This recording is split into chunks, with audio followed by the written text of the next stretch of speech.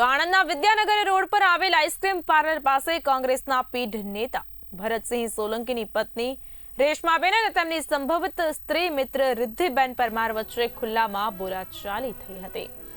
ઘટનામાં રેશમાબેને રિદ્ધિબેનને ધમકાવ્યા હોવાની તથા ગાળો આપી જોરદારીથી ઢાળેલા શબ્દો વાપર્યા હોવાની ફરિયાદ નોંધાઈ છે। રિદ્ધિબેને આ ઘટનાની પોલીસ ફરિયાદ નોંધાવતા આણંદ શહેર પોલીસે રેશમાબેન વિરુદ્ધ સંલગ્ન કલમો હેઠળ ગુનો નોંધીને વધુ તપાસ હાથ ધરી છે। આ સમગ્ર ઝઘડો આસપાસના સીસીટીવી કેમેરામાં કેદ થઈ ગયો હતો અને તેનો વિડીયો સોશિયલ મીડિયા પર વાયરલ થયો છે।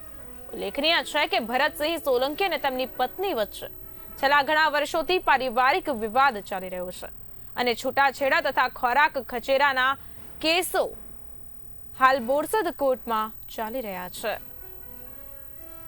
ફરિયાદ ખોટી કરવામાં આવી છે મારી સાથે। જે ફરિયાદ થઈ છે તદ્દન ખોટી ઘટના છે।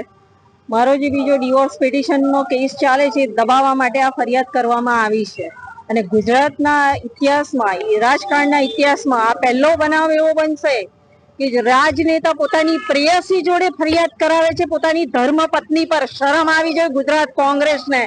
એ લોકોએ રોડ પર આવવું જોઈએ મારા માટે। હું કહું છું મારા માટે બંગડીઓ પહેરવી જોઈએ ગુજરાત કોંગ્રેસ પાર્ટીએ। હું મારો ન્યાયના હક હું મારા હકની લડાઈ લડી રહી છું। શરમ નથી આવતી આ પાર્ટીને।